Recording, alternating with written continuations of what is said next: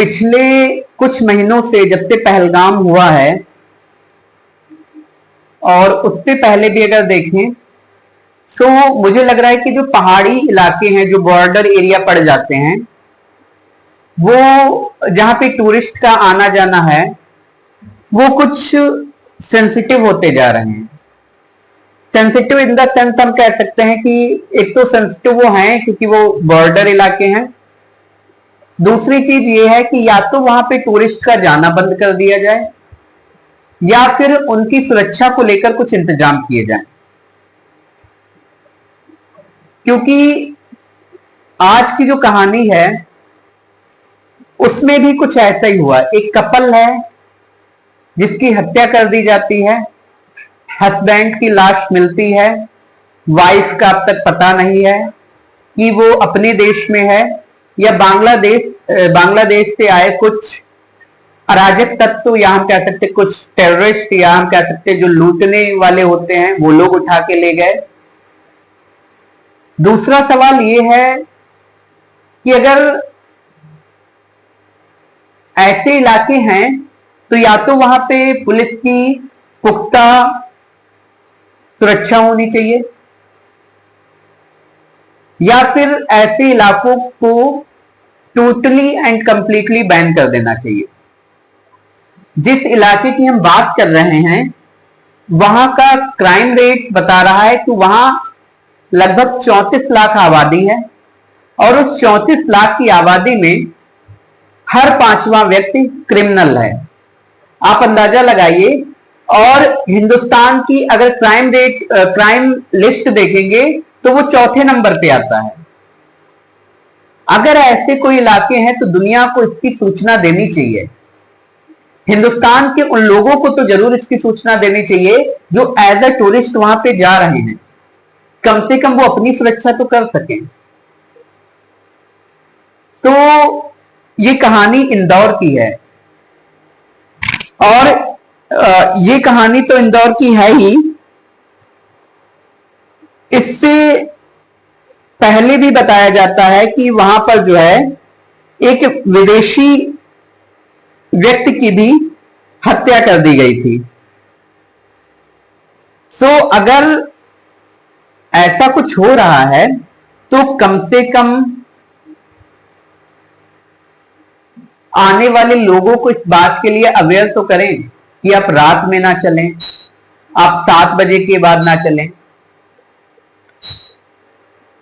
कहानी जो है वो इंदौर की एक रघुवंशी फैमिली है जिनका टूर एंड ट्रेवल्स का बिजनेस है और इन्हीं का एक बेटा है क्या इस दुनिया में, अब वो नहीं रहे, था राजा रघुवंशी।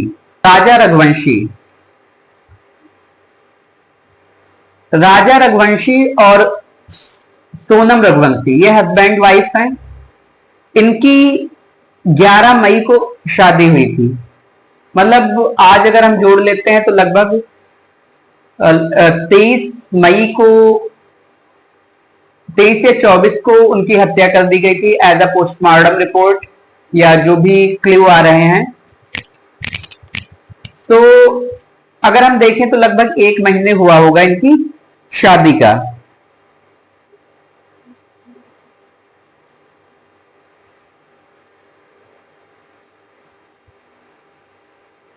पहले ये कहा गया कि ये लोग जो है इनका प्लान था पहलगाम जाने का, कश्मीर में जो है हनीमून मनाने का। लेकिन कश्मीर जब 11 मई को इनकी शादी हुई, पहलगाम हो चुका था। तो पहलगाम की वजह से जो है ये कैंसिल हो गया कि तुम कश्मीर नहीं जाओगे, कहीं और चले जाओ। फैमिली का ये डिसीजन था कि आप कश्मीर नहीं जाओगे, तुम लोग कहीं और चले जाओ। फैमिली को भी नहीं पता था कि चाहे कश्मीर जाते शायद बच जाते, लेकिन जहां का प्लान बना वहां तो बेटा तो चला गया है, बहू का भी पता नहीं है। सो ये लोग कहते हैं कि हम असम जाएंगे और कामाख्या मंदिर है वहां पे, उसके भी दर्शन हो जाएंगे। सो इंदौर से ये बेंगलोर की फ्लाइट लेते हैं और बेंगलोर से फिर ये गुवाहाटी चले जाते हैं। 22 मई को ये जो है गुवाहाटी से मेघालय और मेघालय से जो है चेरापूंजी जाते हैं। चेरापूंजी पहुंचकर वहीं पे होम स्टे करते हैं और कहते हैं वहीं पे इन लोगों ने एक स्कूटी किराए से ली थी। आप कभी उत्तराखंड जाएं या शिमला जाएं, कश्मीर जाएं, तो स्कूटी वहां किराए से मिल जाती हैं। जो पहाड़ी इलाके हैं जहां पे बर्फ पे चलना होता है, वहां पे जूते मिल जाएंगे आपको, शूज वगैरह मिल जाएंगे किराए पे। ऐसी बहुत सी चीजें हैं जो किराए पे मिल जाती हैं। मैंने देखा है बहुत छोटी छोटी चीजें जो हैं जो कि आपको किराए पे मिल जाती हैं। इवन यहाँ तक कि मेघालय जब आप जाएंगे, चेरापूंजी जाएंगे, ये ऐसी जगह है जो दूसरे नंबर पे शायद आती है जहां पे सबसे ज्यादा बारिश होती है। तो यहाँ रेनकोट भी आपको किराए से मिल जाते हैं। तो मतलब ये एज अ उनका यही बिजनेस है, इसी से उनका पैसा आता है। तो 22 मई को ये होम स्टे करते हैं। 23 मई को सुबह से जो है ये चेकआउट करते हैं होम स्टे से। और दोपहर को जो है बताते हैं काफी ऊंचाई पे थे और एक कैफे शॉप पर रुकते हैं। दोपहर को लगभग 1:30 बज रहे थे जब राजा रघुवंशी जो हैं, इनकी मां का कॉल आता है अपनी बहू के पास। वो कॉल उठाती हैं, बात वगैरह होती है, तो बताती हैं कि सारी चीजें बताती हैं, कहती हैं बेटे से बात कराओ। तो ये बताती हैं कि वो जो हैं नीचे गए हैं थोड़ा ट्रैकिंग के लिए। जब बात हो रही थी तो काफी हाँफ रही थी, तो वो बताते हैं कि यहाँ पे अच्छा खाना भी नहीं मिलता है, चढ़ाई भी बहुत है, और मतलब ये सारी चीजें जो हैं मीडिया नहीं कह रही है, ना ही कहीं किसी और ने लिख दिया, ये सारी चीजें उनके फोन में रिकॉर्ड हो गई। बाई चांस कई लोगों के फोन में रिकॉर्डिंग होती है, तो ये सारी चीजें रिकॉर्ड है। 1:30 बजे बात होती है। 2 बजे के आसपास जो है ना बहू का फोन लगता है ना बेटे का फोन लगता है। तो जब 2 बजे फोन स्विच ऑफ आता है, तो अच्छा ये जो इलाके होते हैं पहाड़ी इलाके, कई बार ऐसा हो जाता है कि अगर आप रूम के अंदर बैठे हो, तो जब आप रूम के अंदर होते हैं तो कई बार नेटवर्क नहीं आते हैं, या बहुत ऊंचाई पे चले जाते हैं तब भी नेटवर्क की प्रॉब्लम आ जाती है। तो घर वालों को लगा कि जंगल है, खाई है, पहाड़ वगैरह हैं, और बारिश भी लगातार होती रहती है चेरापूंजी में, तो हो सकता है कि फोन ना लग रहा हो। 24 मई को कॉल किया जाता है, फोन बंद था। 25 मई को कॉल किया जाता, सेम कंडीशन थी। जब 2 दिन कंटिन्यू हो गए, बहू और बेटे का फोन नहीं लगा, घर वालों को चिंता होने लगी। अब जाहिर सी बात है कि 2 दिन हो गए, कॉल नहीं लग रही, और अगर नहीं भी लग रही थी तो ऐसा तो था नहीं, अच्छी फैमिली से हैं, एक बड़ा बिजनेस है बताते हैं, नाम है, शोहरत है, और अच्छे परिवार से, पढ़े लिखे बच्चे थे दोनों। वहीं इंदौर से ही ग्रेजुएशन की है दोनों ने। अगर हम सोनम की बात करें तो सोनम ने भी और राजा रघुवंशी ने भी। शादी की बात करें तो दोनों एग्री थे। कई बार ये मैटर आ जाता है कि हस्बैंड वाइफ के बीच में, तो वहां पे एक रघुवंशी समाज है, तो किसी का दबाव नहीं था, दोनों की रजामंदी से शादी हुई थी और खुश थे, हम कह सकते हैं। इसके बाद राजा रघुवंशी का जो छोटा भाई होता है, वो और सोनम का भाई, ये दोनों जो है इंदौर से फ्लाइट लेते हैं और चेरापूंजी पहुंचते हैं। वहां पे लोकल पुलिस से संपर्क किया जाता है। अच्छा, जब सोनम की और उनकी सासू मां से बात हो रही थी, उस वक्त जो है सोनम ने कुछ पिक्चर्स शेयर की थी। सो उन पिक्चर्स में स्कूटी भी थी। कई बार आप फोटो खींचते हैं, अभी मेरा एक फोटो है जिसमें मैं जब बाइक से गया तो मैंने एक फोटो अपना क्लिक किया तो पास में बाइक भी खड़ी है। तो उन फोटोज में जो है उस स्कूटी का नंबर प्लेट आ गया और नंबर प्लेट पे एक नंबर प्लेट आया और नंबर प्लेट के पास में ही एक मोबाइल नंबर लिखा था। वो मोबाइल नंबर वो था जहां से स्कूटी किराए पर ली गई थी। जब लोकल पुलिस से संपर्क किया जाता है तो लोकल पुलिस जो एफआईआर दर्ज करती है और उस नंबर प्लेट के पीछे जो नंबर लिखा था स्कूटी के नंबर के अलावा मोबाइल नंबर की बात की जा रही, उसको मिलाया जाता है। तो वो बताता है कि साहब ये 22 तारीख को स्कूटी लेकर गए थे और अभी तक स्कूटी वापस नहीं आई है।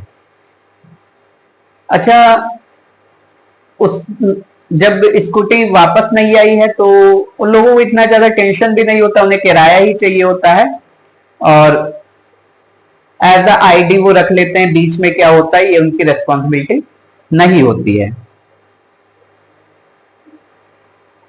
25 मई को जो है वहीं पे एक पहाड़ी इलाका है जहां पे एक लावारिश स्कूटी मिलती है। उस लावारिश स्कूटी जो मिलती है, कोई अनजान व्यक्ति कॉल करता है तो उसको पुलिस उठा के अपने थाने में ले जाती है। अच्छा, ये स्कूटी पहुंच चुकी थी वहां, 25 मई की बात है ये। तो अब स्कूटी मिल गई थी। फिर इसके बाद जो है किसी तरह से पता लगाया जाता है कि कहां पे वो लोग रुके थे। तो फिर जो है होम स्टे पता लगता है कि इस होम स्टे में वो लोग रुके थे, क्योंकि स्कूटी जो थी वो होम स्टे से कुछ ही दूरी पर मिली थी। उस होम स्टे में जाते हैं, रजिस्टर देखा जाता है तो पता चलता है कि 22 को चेक इन किया था और 23 को वो चेकआउट कर गए थे। लगातार चेरापूंजी पुलिस खोज रही थी लेकिन फिर भी कोशिश जारी थी। लगातार बारिश होती है तो कई बार जो है जो सर्च ऑपरेशन है उसको रोकना पड़ जाता है। परिवार बेटे और बहू दोनों को लेकर पैनिक हो रहा था। उन्होंने इंदौर पुलिस कमिश्नर को कांटेक्ट किया। इंदौर पुलिस जो है फिर जो है मेघालय पुलिस से कांटेक्ट करती है। मेघालय पुलिस से जब कांटेक्ट होता है तो पुलिस और ज्यादा एक्शन में आती है। लगभग 50 से 60 लोगों की टीमें बनाई जाती हैं और फिर सर्च ऑपरेशन को और बढ़ाया जाता है। अभी भी चल रहा है वो। जब ये सर्च ऑपरेशन चल रहा था तो उनको 2 लावारिश बैग मिलते हैं और ये लावारिश बैग जो है होम स्टे से कुछ ही दूरी पर मिलते हैं। जब ये लावारिश बैग मिलते हैं तो ये बैग दिखाए जाते हैं राजा की बहन को और सोनम की राजा के भाई को और सोनम के भाई को। बैग पहचान लिए जाते हैं, राजा का भाई पहचान लेता है कि हाँ बैग यही है। अब मामला संगीन लग रहा था क्योंकि स्कूटी भी मिल चुकी थी, दोनों बैग मिल चुके थे।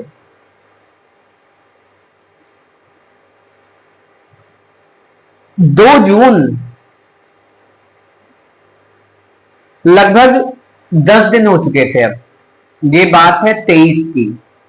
23 को वो चेकआउट करते हैं और 23 के बाद से ही जो है दोपहर के 2 बजे के बाद जो है कॉल नहीं लगी, तो 10 दिन लगभग हो चुके थे। जब सर्च ऑपरेशन की टीम सर्च कर रही थी तो उन्हें खाई में जो है एक लाश दिखती है। वो नीचे उतर के जाते हैं तो लाश की हालत जो थी लगभग, अगर उनके साथ हादसा 23 को हुआ है या उनके साथ जो भी चीजें हुई, उनका मर्डर हुआ या जो भी हुआ, तो 23 को मतलब 10 दिन हो चुके थे। तो खाई में जो है जब पहुंचते हैं तो चेहरा तो बहुत बुरा हो चुका था, पहचानने ही नहीं आ रहा था क्योंकि इतने दिन से पड़ी थी, लगातार बारिश भी हो रही थी, ऊपर से इतनी ऊंचाई से लाश जब इंसान गिरा होगा तो और भी हालत खराब। राजा रघुवंशी के भाई को शिनाख्त के लिए बुलाया जाता है। पहले लाश को जो है शिलोंग के मेडिकल कॉलेज ले जाया जाता है। दाहिने हाथ पर जो है एक टैटू बना हुआ था जिस पर राजा लिखा हुआ था। भाई उसकी पहचान करता है कि हाँ ये राजा की लाश है और रोने लगता है। इसके बाद जो है पोस्टमार्टम होता है। पोस्टमार्टम की जब रिपोर्ट आती है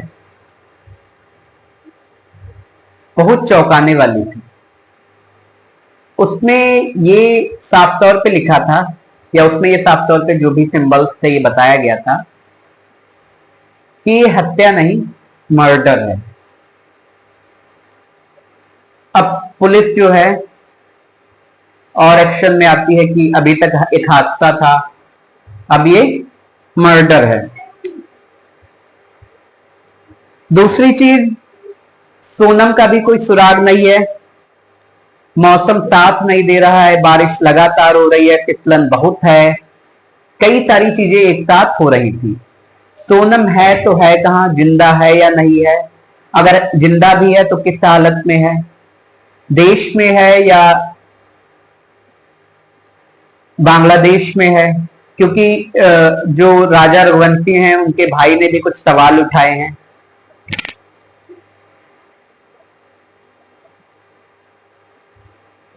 सवाल ये उठाए कि ये उन्होंने नहीं उठाए, ये पुलिस के द्वारा ही एडवाइजरी जारी की गई थी।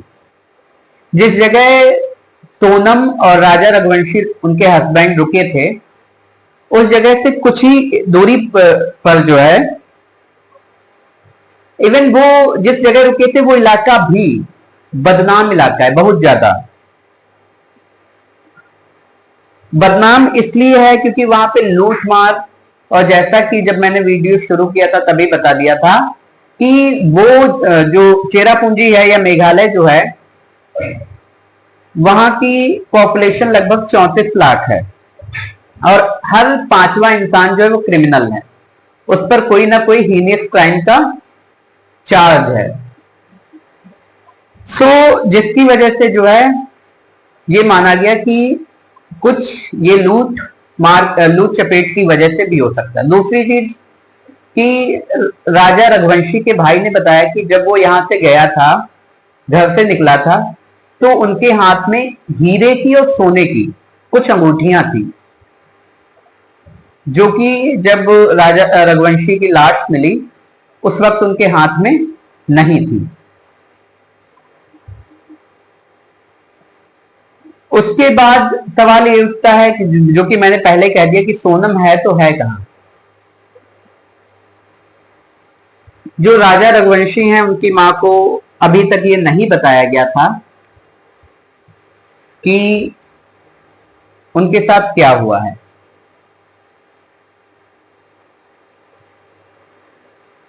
और अब जो है इसके बाद एनडीआरएफ, एसटीआरएफ सारी चीजें लगी हुई हैं।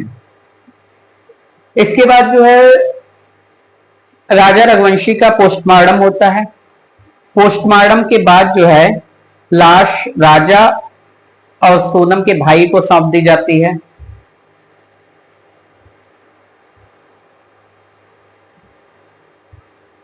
तीन तारीख के आसपास, 3 या 4 को वो जो है लाश को लेकर, अपने भाई को लेकर इंदौर पहुंचे हैं, जिसमें केवल राजा रघुवंशी के भाई गए हैं। सोनम का भाई वहीं पर है क्योंकि अभी सोनम का कोई पता नहीं है।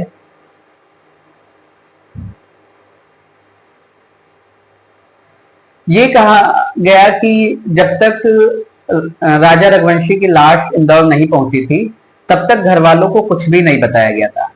टीवी, मोबाइल फोन, सारी चीजें ऑफ कर दी गई थी। इवन न्यूज़पेपर तक बंद कर दिए गए थे कि घर पर ये पता ना चले, क्योंकि कहा जाता है कुछ शादी से कुछ समय पहले जो है उनके पिता को, राजा रघुवंशी के पिता को हार्ट अटैक हुआ था, दिल का दौरा हुआ था। कल क्या 3 या 4 जून को जब लाश पहुंची है इंदौर, तब पहली बार जो है पता चला कि राजा रघुवंशी की मौत हो चुकी है, कि उनका बेटा जो है अब इस दुनिया में नहीं रहा। मतलब 25 दिन पहले जिसकी शादी हुई है, जिसको हम कह सकते हैं कि उन्होंने रंगीन कपड़ों में देखा था, वो आज कफन में है। इंदौर के लोगों ने जो है सीबीआई जांच की मांग की है कि इस पे सीबीआई जांच होनी चाहिए। सोनम का भाई अभी भी मेघालय में है।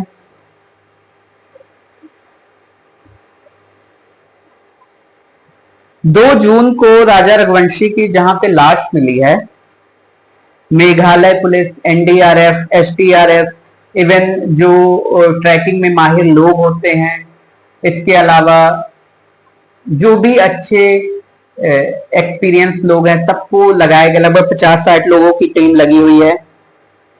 आज अगर देखें तो 15 से 16 दिन हो चुके हैं,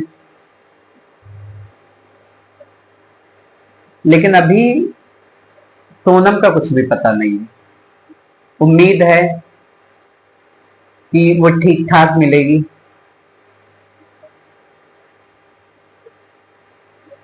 लेकिन एक चौंकाने वाली चीज इस स्टोरी में है। राजा रघुवंशी जो हैं 22 को पहुंचते हैं चेरापूंजी मेघालय, जहां भी 8 मई को मेघालय में जो है, जो भी वहां पे डिस्ट्रिक्ट के डीएम थे, उन्होंने एक एडवाइजरी जारी की थी कि जहां पर हमने फिर से बताया, जहां पर राजा रघुवंशी रुके थे, वहां से 15 किलोमीटर की दूरी पर जो है बांग्लादेश का इंटरनेशनल बॉर्डर है, और वहां पे कोई फेंसिंग नहीं है, ना तारों की ना कैसी भी। और हम कह सकते हैं जैसे भी सूचनाएं मिल रही थी हमारी खुफिया एजेंसी के थ्रू, या हमारे जो भी बहादुर सिपाही हैं जो अदर देशों में रहते हैं, रॉ के लोग होते हैं, या जो भी हमारी जो इंटेलिजेंस है, लोकल इंटेलिजेंस है वहां की, उन्हें जानकारी मिल रही थी कि वहां से कुछ लोग जो हैं बॉर्डर पार करने वाले हैं और ये लूट मार कर सकते हैं। सो वहां पर जो है नाइट कर्फ्यू लगा दिया जाए। वहां पर इनकी लाश मिली है, वो वहां से भी लगभग 22 किलोमीटर की दूरी पर बॉर्डर है, शायद 15 किलोमीटर की दूरी पर बॉर्डर है। जहां पे इन लोगों ने रूम लिया था वो 22 किलोमीटर की दूरी पर है। बांग्लादेश का बॉर्डर जो है वो लगभग 14 किलोमीटर लंबा है, जो वहां की सीमा लगती है। अब यहाँ पे 2-3 सवाल ये उठते हैं कि एक तो वो इलाका लूटमार के लिए फेमस है, तो क्या कोई लोकल गैंग का इसमें हाथ है? तो एक एक करके जितने भी वहां के लोकल माफिया हैं उनसे भी पूछताछ की जा रही है, उन पर भी दबाव बना जा रहा है, उन पर भी प्रेशर बनाया जा रहा है, उनको भी आड़े हाथ लिया जा रहा है, उन पर भी डंडे चल रहे हैं। दूसरी चीज क्या, ये क्रॉस बॉर्डर का मामला है।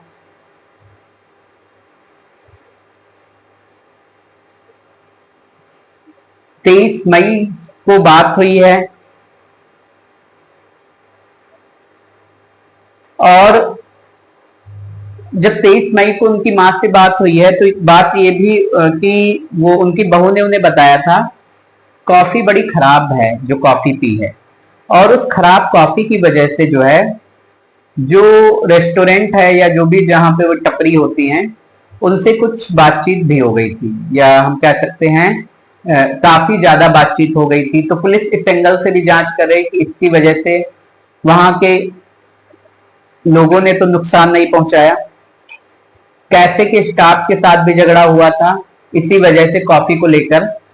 सो उनसे भी पूछताछ हो रही है। इसके अलावा मैंने बताया कि वो इलाका काफी फेमस है। 2 महीने पहले शोहरा में, अच्छा शोहरा मैंने नाम ले लिया, तो जो चेरापूंजी के लोग, लोकल लोग हैं, वो चेरापूंजी को शोहरा बुलाते हैं, जो वहां के लोकल लोग हैं। तो शोहरा में एक हंगरी नागरिक था पुष्काश जो। पुष्काश जो है वो भी कहते हैं कि चेरापूंजी में उसकी लाश मिली थी। 22 मार्च को शिलोंग में जो है वो एक होम स्टे में रुकता है और लगभग 30 मार्च को वो चेकआउट करता है।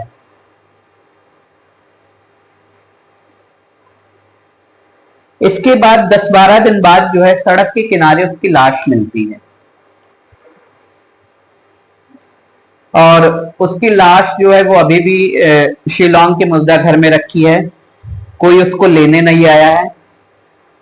इसके अलावा जहां पर खून हुआ है उसी के आसपास एक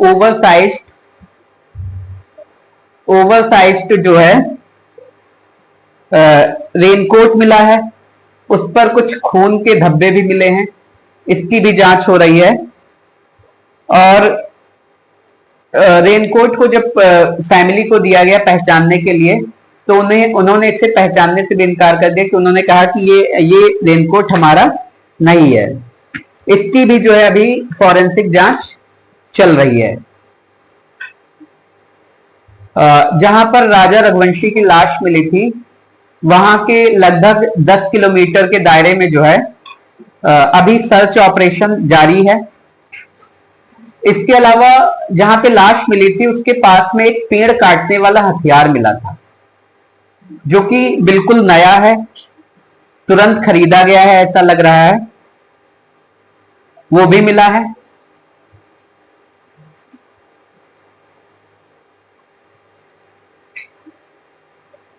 बाकी हमने आपको बताया कि मेघालय में अगर देखें तो पिछले 2023 का रिकॉर्ड ये आया है, एनसीआर का, नेशनल क्राइम रिपोर्ट का 2024 का ये आंकड़ा है कि क्राइम में ये चौथे नंबर पे आता है इंडिया में।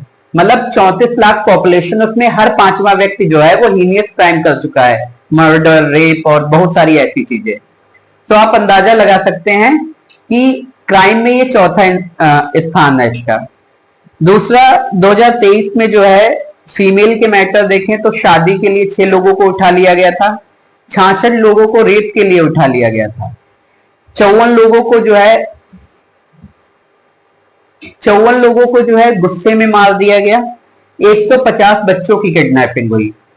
तो सबसे जरूरी चीज तो यही है कि ये सारी चीजें जो यहाँ पे हो रही हैं ये क्राइम हब है। इसके बाद देखते हैं अभी क्या होता है, अभी जांच चल रही है। सोनम की लाश सोनम मिलने के बाद जो है पता चलेगा कि क्या है और क्या नहीं है, मतलब क्या हुआ था क्या नहीं हुआ था। ये मामला मेघालय पुलिस जो है वो खुद ही सॉल्व कर लेगी या सीबीआई को दिया जाएगा, ये तो बाद में पता चलेगा।